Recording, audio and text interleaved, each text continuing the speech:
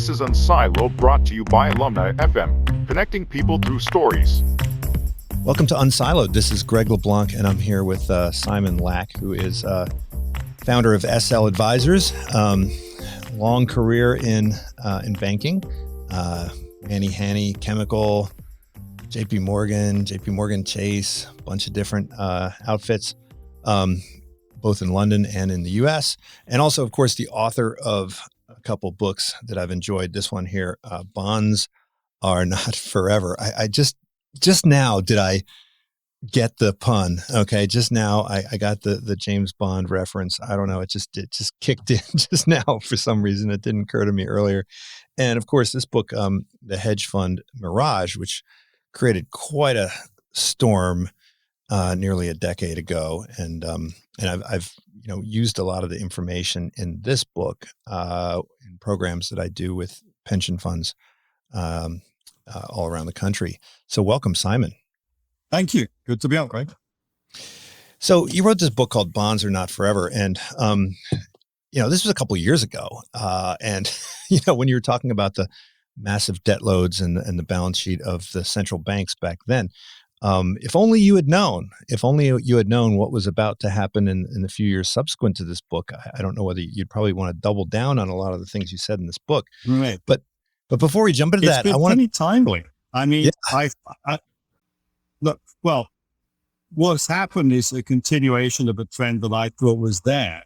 Really, since Clinton, there's been almost no votes in fiscal discipline. And, inflating away debt is the way to deal with it if you have a lot of debt. And that is the situation that a lot of Western countries, especially the United States, find themselves. And so I felt that over time that would happen. One monetary theory, which hadn't really caught a lot of attention when I wrote the book, is just a manifestation of that in terms of government just spending and spending until it causes inflation. Right. I think we'll get to that. That's a rather modern theory that's come about. Well, actually, it's not that modern, but it's really put some doctrine around some things that people have been talking about for a long time. But I wanted to go back in time a bit. You have a lot of history in this book, in the bond book. But I want to talk a little bit about your own history. You've been in fixed income pretty much your whole life, broadly understood, and you entered into it directly out of school. Before, instead of going the normal route, you went directly into the markets, and these markets were you're not that old, but they seem prehistoric when you described them in the book. Could you talk a little bit about what the bond markets, the gilt markets looked like back in when you started working? Yeah, so I took an unconventional route because I went from high school in London to work in the gilt market, the UK government bond market in 1980. And it was a world apart. Gilts changed hands on the stock exchange trading floor. And it was a very formal place. It reflected the sort of the class structure of Britain as it perhaps was then. So, for example, equities was on one part of the floor, gilts was on another. Equities was thought of as a blue collar market. Gilts was sort of white collar. So as in English terms, public school boys, which would think of that as private school in America. Public school boys were gilts. That's me. Comprehensive or state school boys were over in the equity market. And the way gilts traded is that government would issue to one broker called Mullins. They were called the government broker, and that was a very prestigious role. And the government broker would go and trade, they'd buy from the treasury, and then they'd sell to the market. And the government brokers had to wear top hat and tails on the floor of the London Stock Exchange. So this is in my lifetime. This is in 1980. They'd walk around, that tradition, I'm sure, must have gone back 100 years or more. So it was it wasn't that modern. We have walkie-talkies down on the floor that worked sort of intermittently, tremendous amount of tradition. It was all about sort of apprenticeship within that world. Pay your dues, do your time. You won't get paid any money for 10 years, but eventually you'll make partner and then you'll make a lot of money. Very stuffy, very slow progression up. And of course, now that all trades over the phone. But yeah, it's hard to imagine, even in my lifetime, that a government broker that had to wear a top hat to go to work every day. That was the tradition. Now, look, there's been quite a lot of technological innovation since then. but it's Right. kind of been uneven. It's been unevenly applied, at least with respect to how efficient and liquid these markets have become. And you describe how very early in your career you kind of realized that there's a lot of opacity in the bond market, and the bond markets are operate in ways that are somewhat primitive compared to the way equity markets work. Could you talk about that, and to what extent is that still true? Yeah, I mean, it's becoming less true, but there's millions of different bonds. With equities, there's a few thousand stocks, which is a lot. But with bonds, there's, especially if you include municipal bonds in the United States, there's millions of what are called QSIPs, those unique identifiers that go with them. And so it's really impossible for a retail investor to know where the market is for a particular security. I mean, you call up different brokers, and that's really time consuming. You can't trade bonds on a screen, with the exception of now government bonds you can, investment grade corporate bonds in a lot of cases, and institutions becoming more liquid. But the bond market has always been, I think, less efficient than the equity market for the end user in terms of figuring out where prices really are. And that's, of course, always been to the benefit of the brokers. In all of my years in trading interest rates, you wanted the market to be fairly liquid, but not perfectly liquid as a market maker. You want that opacity as a market maker, because it's in that you make your bid-ask spread. And so it's taken a very long time for technology to evolve towards where the transaction costs of bonds are as low as they ought to be. Now, and so complexity is kind of the friend of the intermediary, right? So sure, absolutely, definitely. And I think we saw prior to the financial crisis, complexity achieved levels that had hitherto never been seen, and this created a lot of opportunities for intermediaries, particularly in the swaps market. Could you talk a bit about your experiences there? Because swaps are part of the fixed income world, but they're not bonds. Yeah. So when I was trading interest rate swaps, and a lot of what happens with investment banks and with trading is you're trying to deliver more complex products that are made up of simpler products. And in combining those simpler products together, you can add on a profit margin, and they're very hard to decompose. So structured notes are a great example, like structured notes where investors are given sort of defined outcomes. The bank's not taking the risk on the other side. They're hedging out the risk with generic options, and they're doing it sort of cheaply. So when I was trading interest rate swaps, we were a market maker, and it was pretty liquid, but not perfectly liquid. And so as a market maker, we were making lots of money from volume. Now, the technology for interest rate swaps to trade electronically has existed for over 20 years. And one of the things I found fascinating, actually in the late 90s, when I was heading interest rate derivatives trading, a couple of proposals came to me to make swaps screen-based and therefore completely liquid. And what's required is the participation of the big banks, because they're the ones who are going to make the prices. And so the pitch to me would be, hey, look at all the commissions. Yeah, we spend a lot of money on commissions. It's true, to trade with interdealer brokers. You'll save all this commission because it'll be cheaper. But of course, the huge cost to us was that the bid-ask spread that we were charging would come in very narrowly. So yeah, we'd save on commissions, but our source of revenue, which is multiples of that, would go away. And so these plans never got off the ground, because we didn't need to collude. The big banks, JP Morgan, Deutsche, Citi, we all knew that this would be a bad development for us. And so you had the end users of interest rate swaps who clearly would have benefited from lower transaction costs. But that could only happen with the active cooperation of the market makers, and the market makers didn't have that same alignment of interest with their clients. And so even today, interest rate swaps, I have friends who are brokers in that market. Even today, interest rate swaps trade predominantly through a voice broker system. Mm-hmm. It's more transparent than it used to be. Prices have to get posted and trades recorded on the trace, or something like the trace system is used for bonds. But it's still not like trading equities. And it's, and the regulators tried after the financial crisis to really force electronic trading and complete transparency. But it's very, very hard if you need the cooperation of the market makers, and they don't see it as an interest to do that. So it's boy, if you would have asked me 20 years ago, will there still be swaps executed on the phone in 2021? I would have bet definitely not. And that's been extraordinary, I think.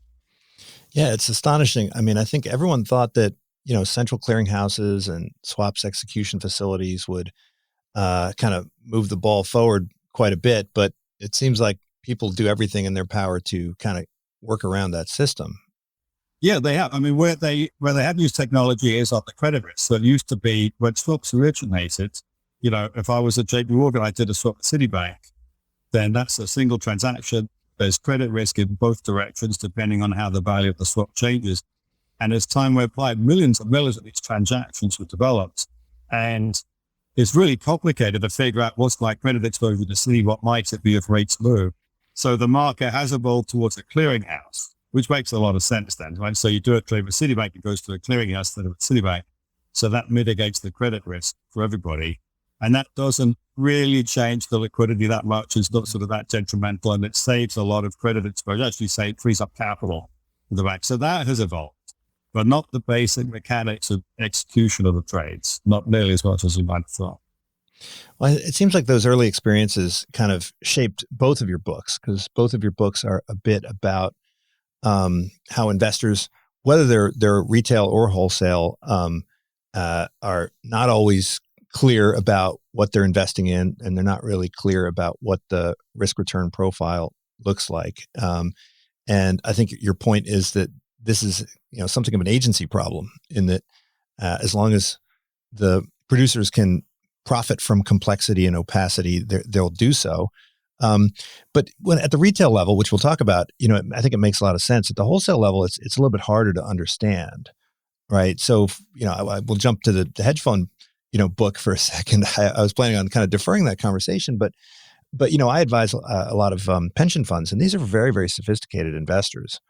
And yet, when it comes to things like hedge funds, oftentimes they're as confused as anybody about what's actually going on underneath the hood with respect to investment strategies and fee structure. How do you explain the lack of general understanding among investors, whether we're talking about, LPs at the institutional level, or, it's easier to understand at the retail level? I think with pension funds, there are some sophisticated pension funds. So there's a lot that are not, though. I gave a presentation years ago at something called the Trustee Leadership Forum, which is affiliated with Harvard. And there were people there who were trustees for various pension funds.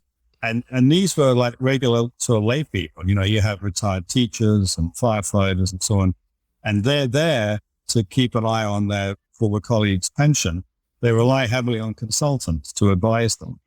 And so here's what I think has gone wrong with that, is public pension plans don't use GAAP accounting. They use something called GASB accounting. And this is a little bit of a technical issue, but I think it's actually hugely significant for why hedge funds continue to draw money from pension funds. So with a normal pension fund, you discount the liabilities that you have typically at a corporate bond rate.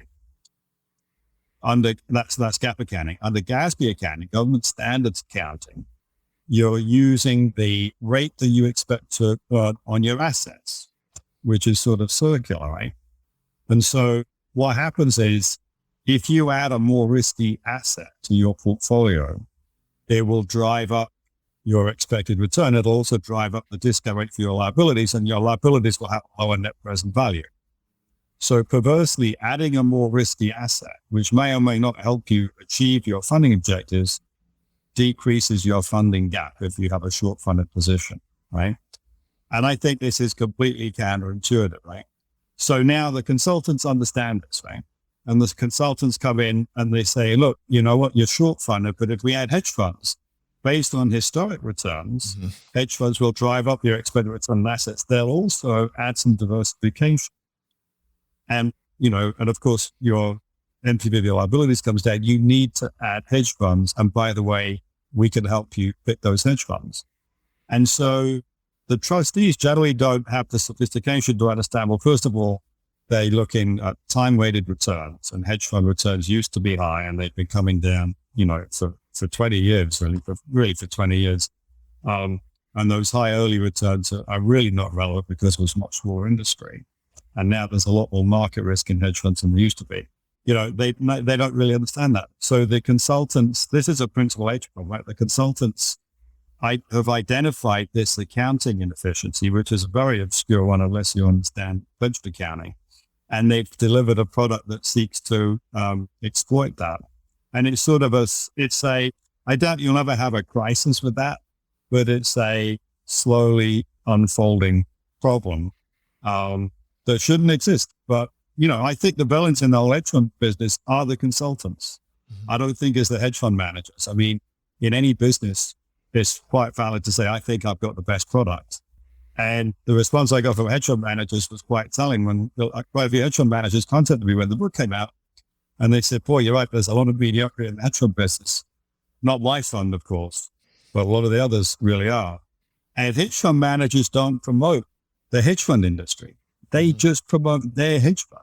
Mm-hmm. That's fine, right? Everybody should believe they have a great business. It's the consultants who are promoting the hedge fund industry who are the snake oil salesmen, in my opinion.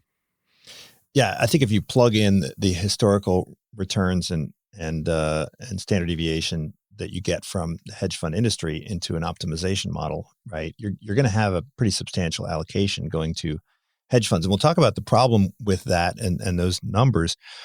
But I think a lot of that is being driven by the expected returns in fixed income, right? In the olden days, a pension fund would just kind of match all their liabilities with a bunch of bonds, and they'd line up the maturity dates, and then they'd go to sleep and do nothing more or less until everybody retired. And fixed income, even though it's seen probably the biggest bull market of its entire history in the last 30 years or so, historically hasn't always been such a great investment. And you really walk through this history. When I start off my finance class, I often show historic returns. And first I start by looking at historic returns of the U.S. Since 1929. Everybody looks at those numbers and fixed income and equities.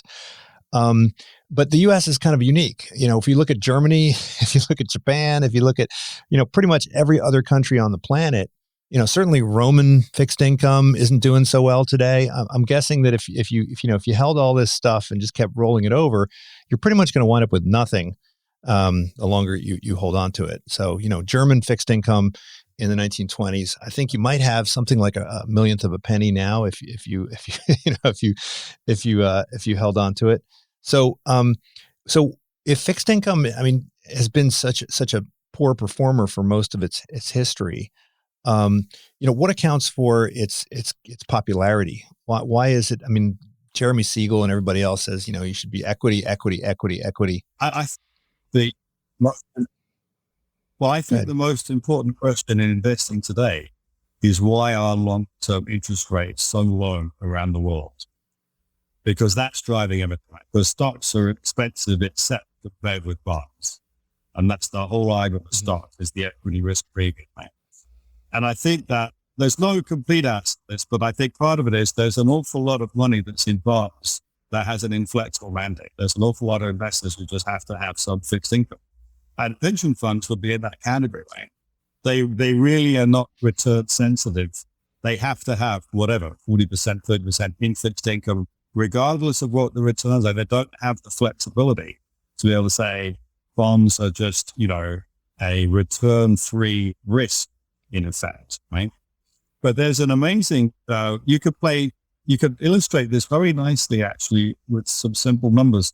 So you take the S&P 500, it's a little under 2% now, but when I did this first, it was yield about 2%, and 10-year treasuries yield about 2%, about 1.6 now, right? Mm-hmm. So let's just suppose you could have $100, the S&P yielded 2% or 10-year treasuries 2%. Well, what the treasuries will give you in 10 years, you'll get basically about $121 back for the $100 you put in. With the stocks, well, you don't know, but you'll earn that 2%. So then you say, well, if the 10-year treasuries will give me $21, how much do I need to invest in stocks to give me $21? And because you get dividend growth with stocks, you'll see that you could get away with maybe about 20% of that money. So instead of putting $100 in 10-year treasuries, you put $20 in the S&P 500. and the historic dividend, you assume 5% dividend growth on that 2% dividend yield, and you'll get that $21. So in other words, 20% of your money in stocks will give you what 100% of your money gives you on bonds. It still sounds risky, but you put the other 80% in treasury bills. So now all of a sudden you've got this 20/80 stocks and cash portfolio instead of having long-term bonds. And that doesn't sound so risky, right? Because now stocks are down 50%, you've lost 10% on that portfolio. Well, it's not hard to lose 10% on long-term bonds. If rates move up about just over 1%, you would lose that. And your pension funds are not allowed to make that sort of analysis.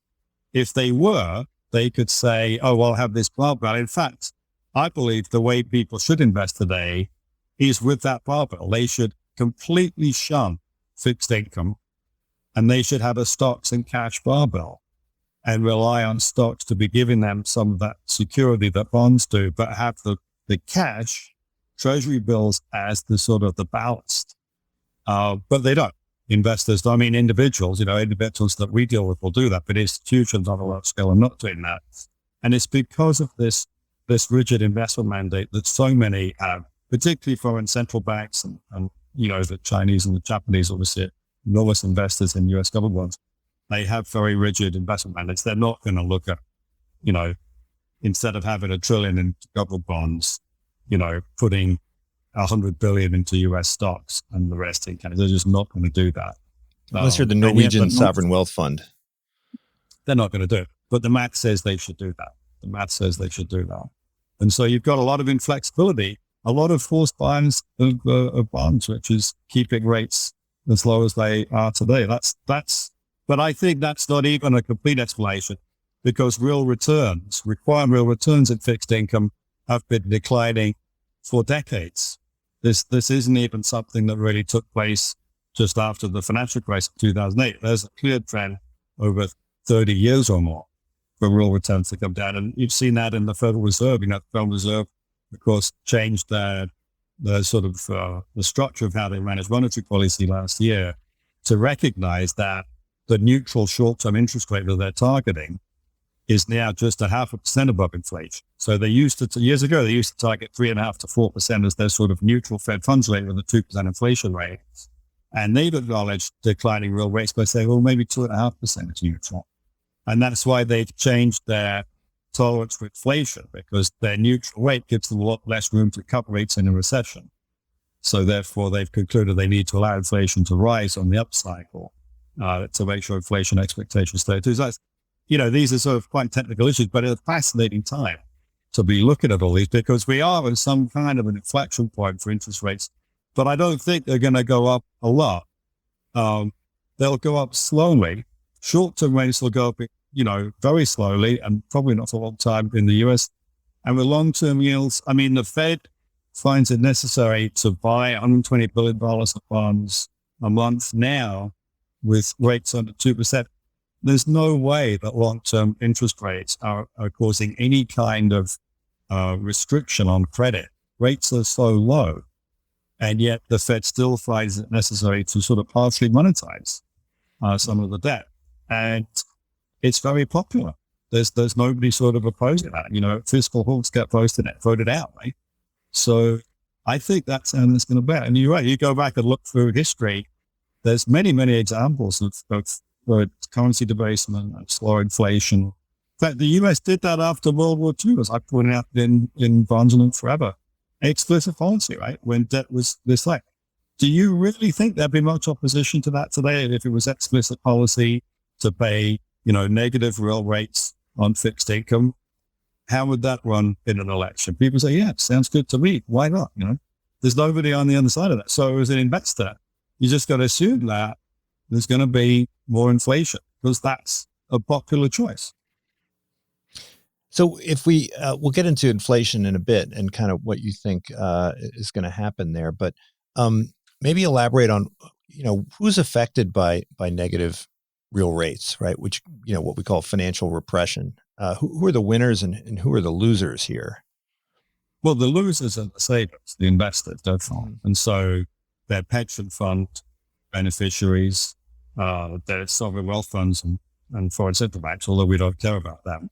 But domestically, everybody who's invested through a pension fund, anybody who owns fixed income is a loser. It's a very slow transfer of wealth from savers to borrowers.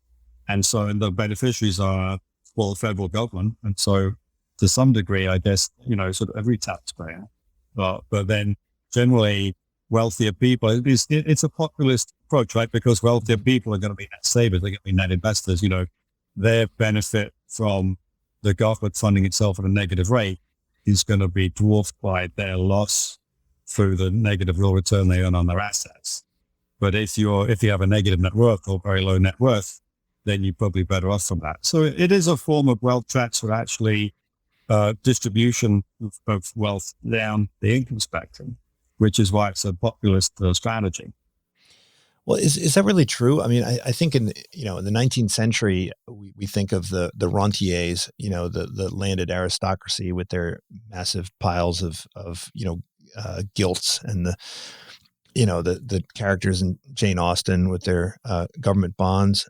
So they were really net creditors, and then the people maybe who are struggling to get by and who would borrow to buy their hovels and their mortgage their farms and so forth. Those were the debtors. But it seems like that story doesn't really work today, right? I mean, it seems like the wealthy people are the ones that are essentially sitting on highly leveraged portfolios, and the poor people are the ones that are counting on the pensions.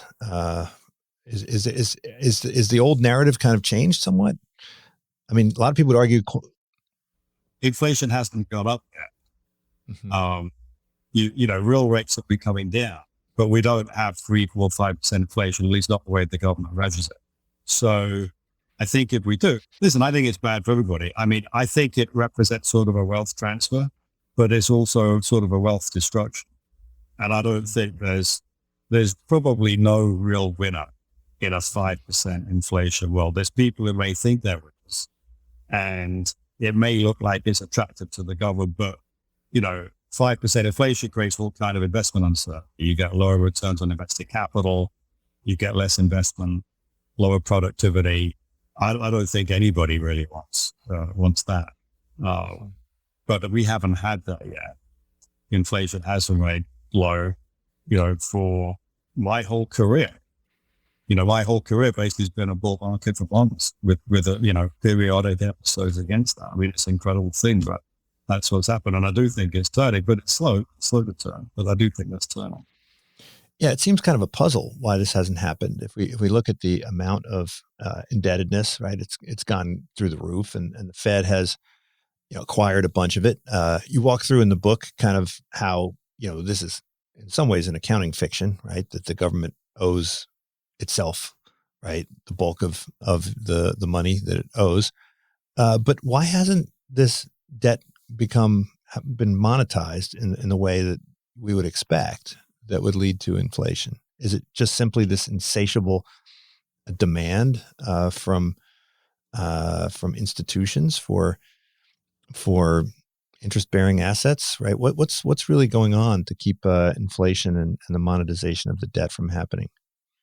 Well, one of the issues is I think there's a lot of misunderstanding about what inflation really measures. It measures the cost of a basket of goods and services, the cost of utility, but there's a lot of things people don't understand. The way quality adjustments work. So I just was looking at this the other day. So if you look at the component of CPI that is telephones and other sort of communication equipment, that's had almost a 10% compound annual decrease over the last decade in CPI. Right? Mm-hmm. An iPhone is about $1,000. In 2011, the first iPhone was $660. So iPhones have gone up in price. But today's iPhone is so much more powerful than the one 10 years ago. It's got such high quality that the figures adjust for that, right? So iPhones have gone down in price in the CPI world because the iPhone today gives you so much more utility. Now, it's not clear what you do with that utility. You can't just buy half an iPhone. But the CPI is trying to measure constant utility. In other words, what would it cost for you to buy what you bought 10 years ago? Now, what this misses is that living standards rise every year. So if you keep your income rise at the CPI over 10 years, you'll be able to buy the standard of living that you had 10 years ago, but your neighbors will have moved ahead. Mm-hmm. In fact, if you want to preserve your living standard the way most people think about it, they want to keep up with their neighbors, right?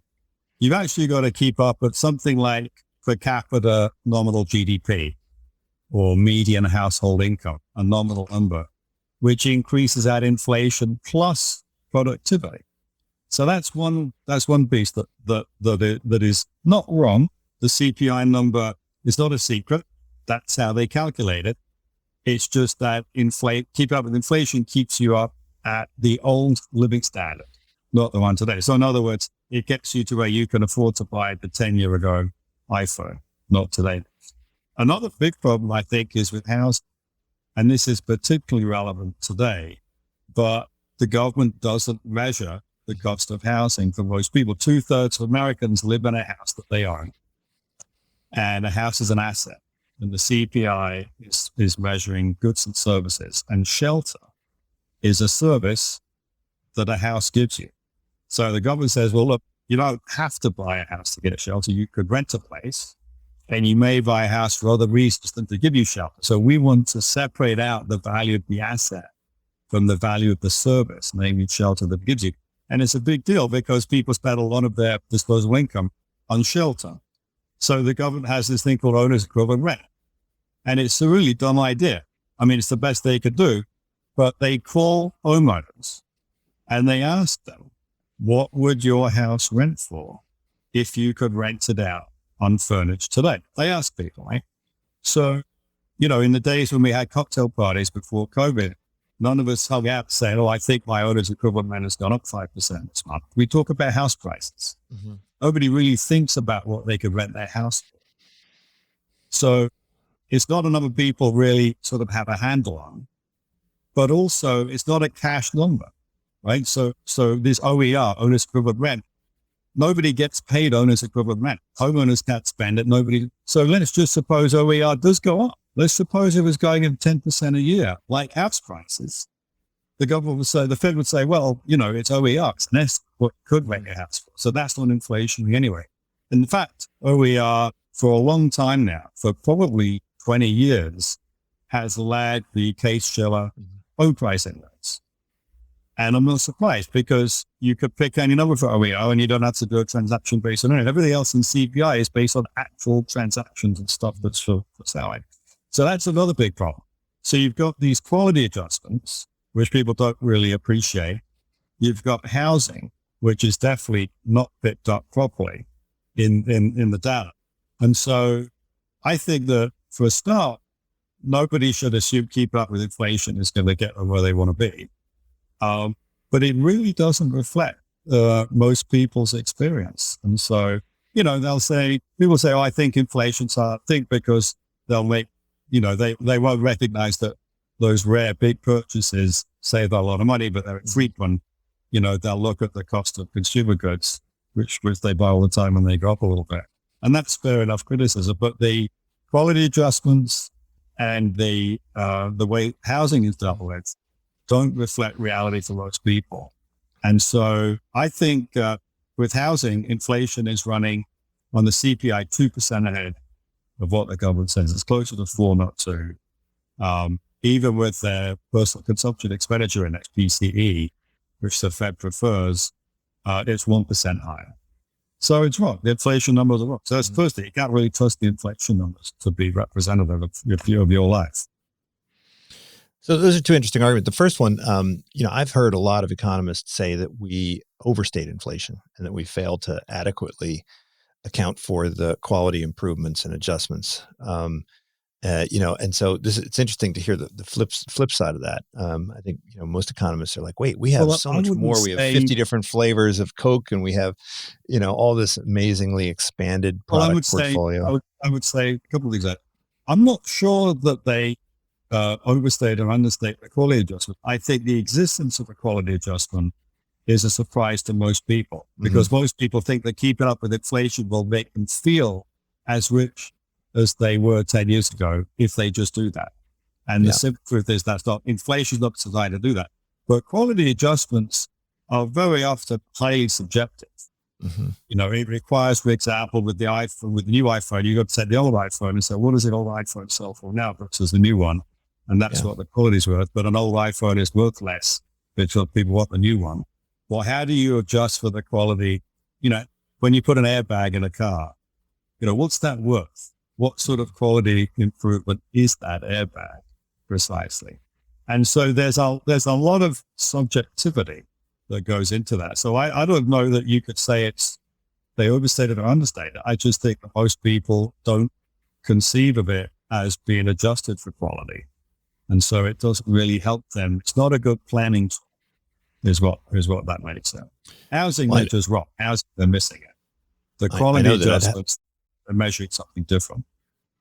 I know that the value of my computer from 1986 is probably negative. I'd have to pay somebody to haul that thing off. Right? And I paid $3,200 for that thing. Yeah, of course. But the housing argument, I mean, aren't all asset prices going to go up when interest rates go down? I mean, wouldn't this just mechanically lead to a upward adjustment of inflation whenever interest rates went down?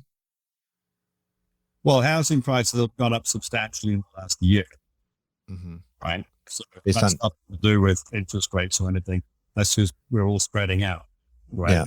Yeah. Or it's anticipated inflation, right? So it's we think there's going to be inflation, so we're pouring more money into inflation. Well, I don't know. I mean, I think people who are causing that extra demand for suburban homes, they want to live somewhere else, and they're paying what they got to pay because they can afford it. Do they expect inflation? No, I think it's just that house is worth more to them than it was a year ago. So I'm not sure that they anticipate inflation, but it is inflation.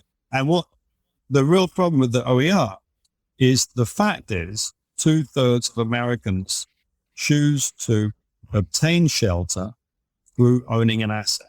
That's just the reality, right? And it doesn't fluctuate a whole lot. It's between 62 and 68% for years and years.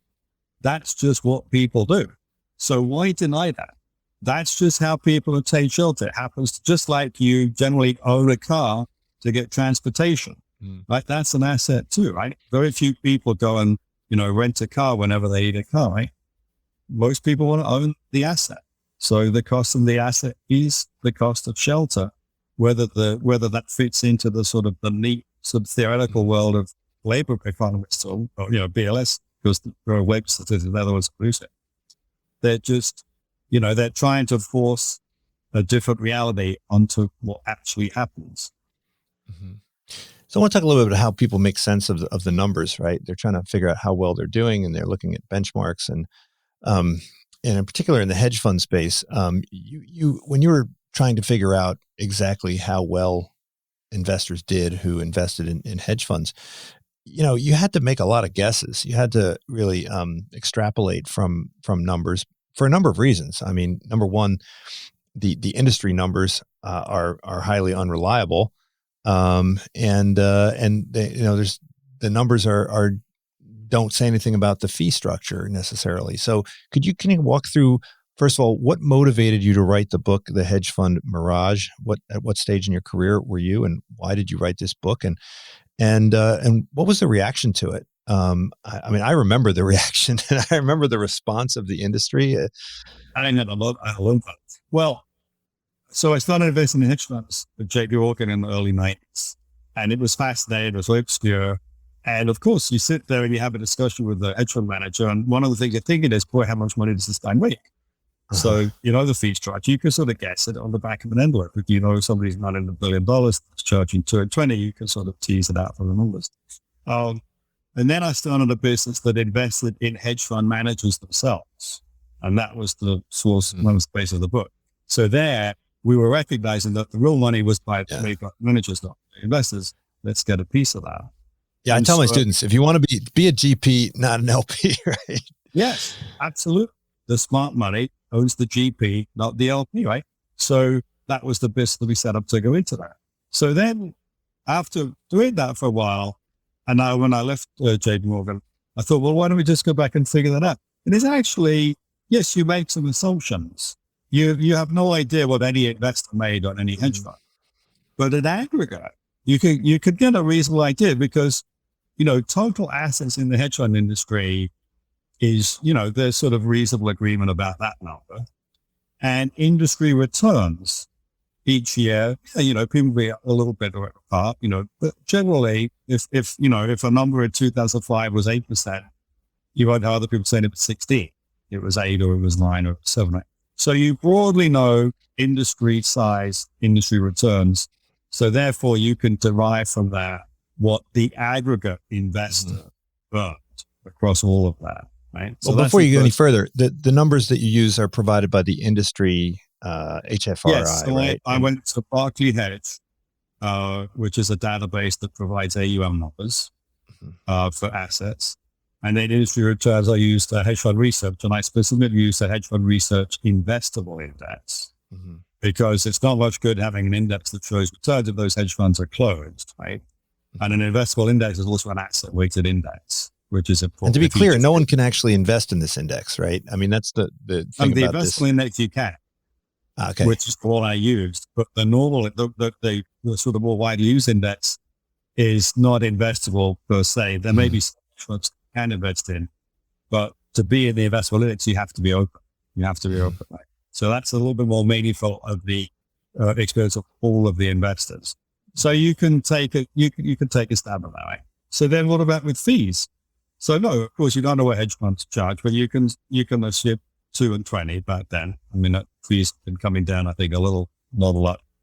2 and 20, and then you make some assumptions that actually are quite conservative. So 2% management fee, if it's a $1 trillion industry, that's $20 billion in fees. But on the incentive fee, I basically treated the industry like it's one great big hedge fund. So if the hedge fund industry made 8% on $1 trillion, the math is, well, that's an 8% net number. That means that they charged a 2% fee. So they must have paid 10%, right? But they took 2 out. And then they charged a 20% incentive fee, and 20% of 10 is another 2, that's 12. So I'd assume, therefore, that there was another, 2 points of management fee, another 2% incentive fee. So people say, well, how do you know it was right? Well, if you had a portfolio of hedge funds, they wouldn't all make money. If you make 8%, there are going to be some winners and some losers. And the winners will charge you an incentive fee, but the losers won't pay you an incentive fee back.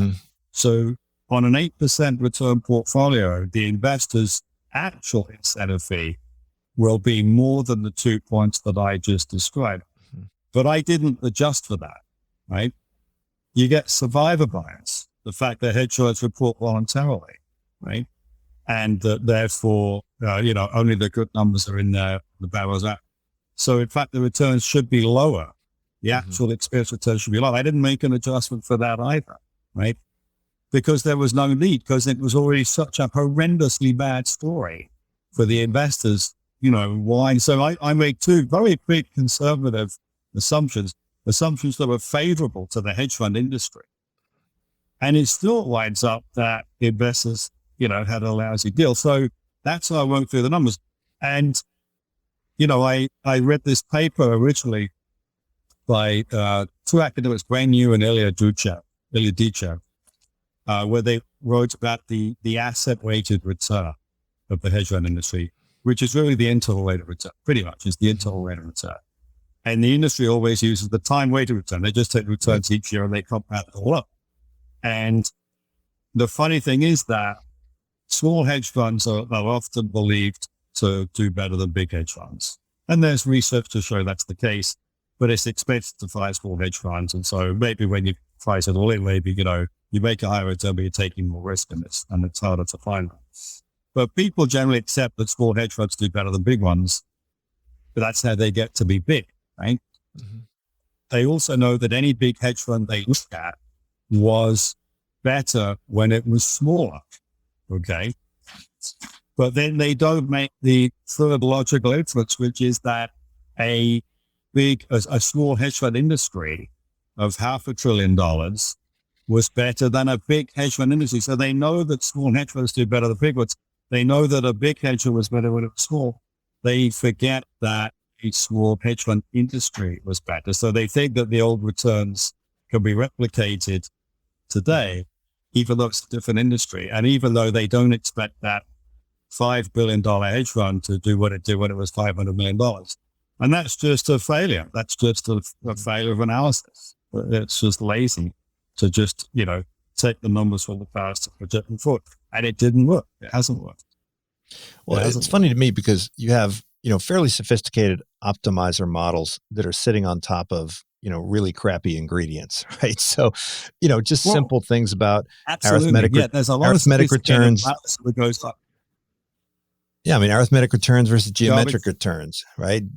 Dollar weighted returns versus time weighted returns, or, accounting for survivor bias or backfill bias, right? Like if you start with a bunch of garbage, it doesn't matter how much, how complicated your model on top is going to be. It's still going to spit out garbage, right? Yeah. Well, the whole premise is that hedge funds are stocks and you could just treat them like stocks, and they're not. I mean, there's almost no persistence, right? So one of the surest ways for a hedge fund to raise money is to generate positive returns. And I sat in so many meetings with managers where we'd go through all this analysis of security selection, of portfolio construction, risk management, and so forth. But at the end of the day, if recent returns were good, we had a much more positive opinion than if they were bad. And yet it turns out that, so you've got investors who are based in momentum driven, right? Hedge funds that win get money, right? And hedge funds, individual hedge funds, have a very strong tendency to mean revert. In other words, they have what's called negative zero correlation, right? So a good year is more likely followed by a bad, right? So you've got these momentum-driven investors who are chasing things that are absolutely not the antithesis. They're the antithesis of momentum-driven. So it's never going to end well. And yet the problem is there's always going to be good hedge funds. There will always be hedge funds that generate consistent returns year after year. That will be the case all the time. The problem is identifying ahead of time which ones of those are going to be the ones. They're often not investable either. Yes, and they're probably close. So you get an interesting, so you can turn CAPM on its head with this, which is kind of fun. So let's just say that with hedge fund managers, the whole idea of diversification is you've got no skill in security selection, right? So you diversify that away. But in hedge funds, because hedge funds on average have negative return or bad returns, you need skill at hedge fund selection to have any chance. You don't want the average hedge fund return. You need to do better than the average, right? You can invest in stocks and just get the S&P and that's perfectly fine. So now you turn CAPM on its head, right? So if the point of diversification is to take away the absence of security selection skill, and now you're investing in a sector where you think you have security skill selection, but the overall average is bad, you don't want diversification because you'll dilute your skill at picking securities. You actually want a very small number of hedge funds, because the more hedge funds you get, the more diversification you introduce, the more you'll get the average return, which you really don't want the average return. If you think you're good at picking hedge funds, just pick 2 or 3 high conviction hedge funds and don't dilute your hedge fund security selection skill. And if you suck at picking hedge funds, then maybe you should have a diversified portfolio. And I wrote a paper on this, a blog post on this years ago, because it's kind of fun when you stop and think about, well, what is CAPM telling you here? Why is diversification good? It's because you're getting an excess return over the risk-free rate. But what if you're not? What if you only get an excess return where you do have security selection skill, where it gets you to a pretty different place, which is kind of fun. And the people who've done really well in hedge funds haven't picked that many. They've got a few. I mean, years ago, hedge funds were funded by private bank clients, like high net worth investors, and they weren't looking for diversified portfolios. They'd say, I met this guy called Julian Robertson, I think he's brilliant, and I've given him some money, right? That's how that would work. And those are the people who did well. Unless that person was Bernie Madoff. Unless it was Bernie Madoff, yeah. Yeah, well, we had our own Bernie Madoff opportunity to invest, right? That was amazing. Fairfield Credit they came to us, and they described how there was the asset management and the broker-dealer, the asset management in the hedge fund, and how they communicated well together. They coordinated their activities, right? So, if you're in trading, you understand that, I get it. So, when a client's buying through the broker, you tell the hedge fund, so the hedge fund front runner, right? But these meetings are polite, and you don't say, "Did I hear you right?" And you really don't think that, that's illegal. You don't sort of say that. You make sure you've understood it correctly, right? And then after they've gone, you say, "Well, we're never doing that, because even if we could approve it here, we'd never get through JP Morgan system." And the beautiful thing about Madoff was that they had lots of investors who understood what we understood, which actually turned out to not be how they were making money at all. But nonetheless, this was widely believed. And Harry Markopoulos, I talked to Harry Markopoulos about this after my hedge fund work, and he absolutely, so many investors believed the hedge fund was front running the brokerage clients, and that was okay. Okay, so in other words, this guy's a crook, but he's not stealing from me. He's stealing from these other clients. So therefore, I'm okay.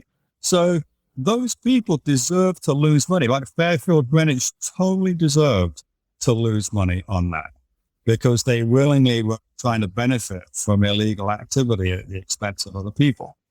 The tragedy with Madoff was all the individuals, right, who didn't have that understanding, and they thought Bernie was a good person, a friend, and moved from the country club, and that's the most devastating thing. But the institutions who invested with Madoff, totally fair outcome that they lost money. Right. Maybe they should lose even more and have penalties imposed because they were. Yeah, they should. Yeah. So we've met it, or we're not putting Madoff. We met Fairfield Greenwich, listed the pitch. We made sure we understood it. We don't invest in people at front line. That's it. That's why a JP Morgan wasn't invested there, or a Morgan Stanley, or a Goldman Sachs, because they all sort of reached that same conclusion. We didn't all figure out what Harry Markopoulos so cleverly did, was that actually you could trade as many options as he's doing, but we at least saw through the story that they were telling. Well, I remember Cambridge and Associates was advising all their clients to stay away, to steer clear. Yes, so to their credit. That's good, because they wouldn't provide the information people wanted in their due diligence. Well, I have a friend who's an investment officer at a pension fund, and he asked for more granular asset data from his hedge fund portfolio, and he discovered that he was actually just hedging. A lot of it was just he was hedging himself, and he was paying 2 and 20 to basically take opposite sides of a wide range of positions. I think it's kind of rare that a LP asks the GP. I mean, usually they won't share this data, but when you in your substantial pension fund, you get a little bit of bargaining power. And he was surprised to see how much overlap there was, how much internal hedging there was going on. Yeah, and of course it depends. I mean, when I was running the trading business, this was an interest rates, but I could have traders who were at opposite positions, but they could both make money because of timing, because they get in and out at different times. And so just because they got offsetting positions doesn't necessarily mean it's bad, but obviously it's systemic. And those are sort of core positions. It's kind of a waste of time. But depending on timing, it could work. I mean, with interest rate futures, every trader working with me had an interest rate futures position. And so in many cases they'd offset, but that was okay because they'd be getting in and out at different times, and it's very cheap to trade euro futures. Now, when you're describing the hedge fund mirage and where it comes from, you mentioned these agency problems at the pension fund level and elsewhere, but you also kind of referenced this behavioral idea and that people are momentum traders, and I think I teach a course on behavioral finance, and we talk about that at the retail level, but it's surprising when you encounter that at sort of a institutional level, right? Because it's fairly easy to demonstrate with some simple empirical data that there isn't positive zero correlation, right, in these asset markets. So how do you explain that? It's maybe the high net worth individuals might succumb to this, but it seems like institutional investors should be resistant to it. Is that just an agency problem in disguise, right? If we look at, for instance, what happened prior to the financial crisis, Chuck Prince was, you got to keep dancing when the music's playing, right? Is that just is that an agency problem, or is that kind of a behavioral problem? Was he deluding himself, or was he just sort of? No, it is a behavioral finance problem, and people should look beyond that. But when, hedge fund due diligence is a lot of meetings with the manager and people there, on the operational side. I mean, it's actually kind of fun because if you like to meet people, you meet a lot of really smart people. I mean, there's no boring meetings with a hedge fund manager, but to come up with a sort of, really objective, numbers-based conclusion from all of those discussions, it's going to be hard, right? There's no balance sheet or income statement to look at, right? You can't go and do due diligence on suppliers or customers or anything like that. And so there's fundamentally an investment process. And as an investor, you're never going to truly understand it because these are really smart people. And part of what they're doing is going to be tuition. And anyway, they're not going to tell you everything about how it works. And so an investor is never going to get the full flavor of what that process is. And certainly not in such a way that they could sort of quantify it or turn it into some model. Otherwise, they would go do that. So I think I would just say a hedge fund investor should be acutely sensitive to that tendency to be a momentum investor, because the strategy itself, they may say, we're doing one short, invest in big longs, short, so on and so forth. But you still don't truly understand but why did you size this position X instead of 2X? Or why did you ignore that stock and pick that one? There's still going to be that sort of judgment, that secret sauce that maybe the hedge fund manager himself can't even really describe. And so the investor doesn't have, a truly clear picture of that decision-making process, which is why they rely on investor performance as validation that there really is a good process here. And so I just think it means that it's hard. It means that it's hard. And I think, honestly, the best opportunities in hedge funds are in the obscure strategies. I mean, and there's probably fewer of those around now, but when I started as hedge funds, over 20 years ago, over 25 years ago, you'd go see some trader in some little obscure office down on Wall Street, and he's talking about convertible bond arbitrage. And, it sounded very risky, and it probably was risky, but it was an untrafficked area of the business. And that's why the returns were there. And that's what happened, because of the success hedge funds, there's only so many arbitrage profits that you can take out of the market. And eventually you just wind up, it's all arbitraged away. And that's why they wound up with a lot more market risk, because ultimately you sort of gravitate. Tiger was a great example. That Tiger was a stock picker, and eventually got so big that there's just not enough good stock ideas. So they just tried trading currencies where you could do sort of almost an unlimited amount. And that didn't work out so well for them. So I just think it's hard. I just think it's really hard to, you meet hedge funds all the time to come up with, for an institutional investor like a JP Morgan, for JP Morgan to pick 30 or 40 really talented hedge funds that are going to perform year in and year out. It's really hard to do that. And that's why they wind up, all of them, with, fairly sort of mediocre returns. Albeit, and the other thing is the goalposts have shifted, right? I mean, that's always something I find amusing, because before I wrote the Hedge Fund Mirage, I wrote an article for AR magazine about how the internal rate of return hedge funds was quite low. And AR magazine got its name from absolute return, because hedge funds a long time ago said, look, we're absolute return vehicles. I mean, we're going to make you money every day, every week, but through a cycle. And then they couldn't, right? They showed in 2008 that they all blew up. So then they went from absolute returns to relative returns, because they can't do absolute. So they're just trying to be better than other things. And then it turned out that in fact they're worse than everything. So now they're just trying to do uncorrelated returns.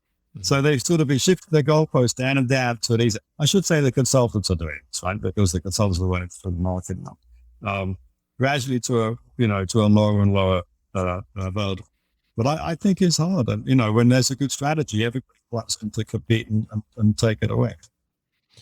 So did you lose a lot of friends when you published that book? Did the cocktail party invitations in Connecticut dry up after you put the book out?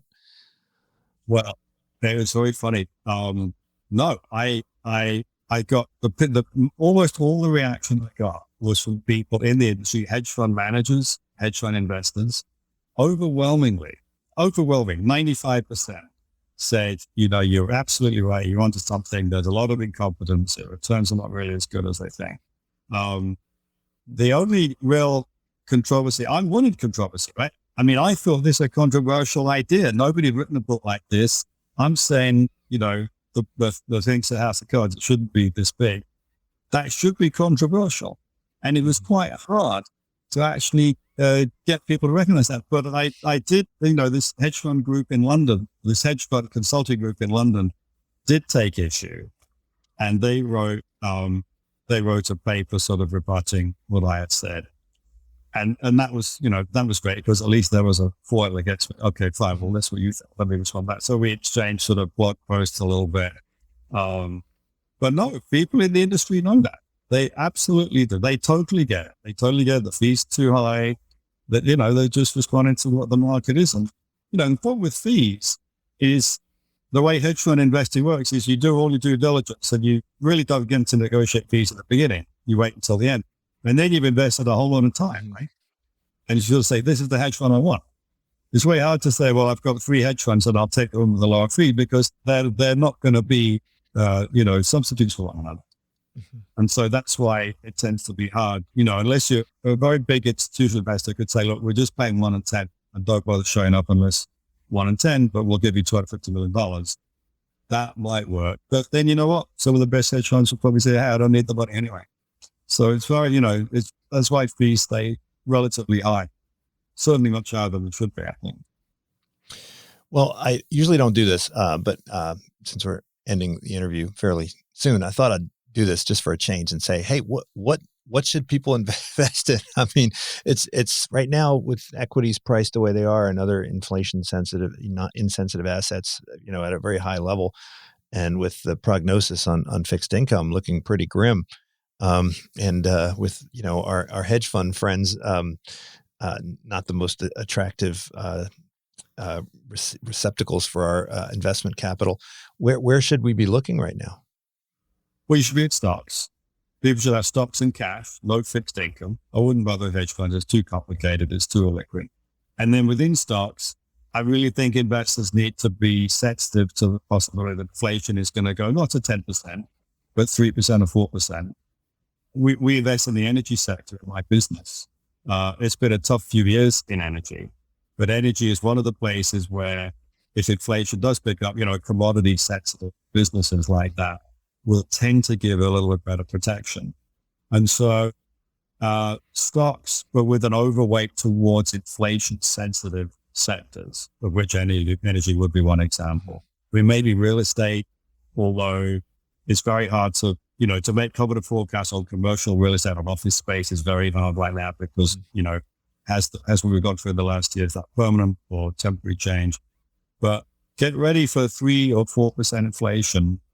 I don't think 10, that's an outlier, but 3% inflation over the next 10 years, I think that's a pretty good bet, and 4% is a possibility and 2% is very unlikely.